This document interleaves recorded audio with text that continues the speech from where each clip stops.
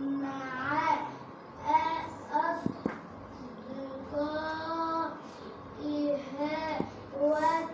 بس كاميرا يا محمود.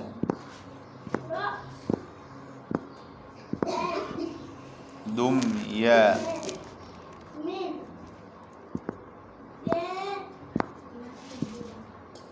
جيشها شاطر. رأت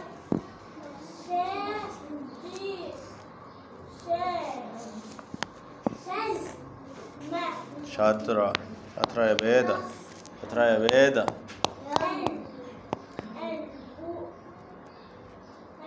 دمية شاطر. فسألت ما هذا ثم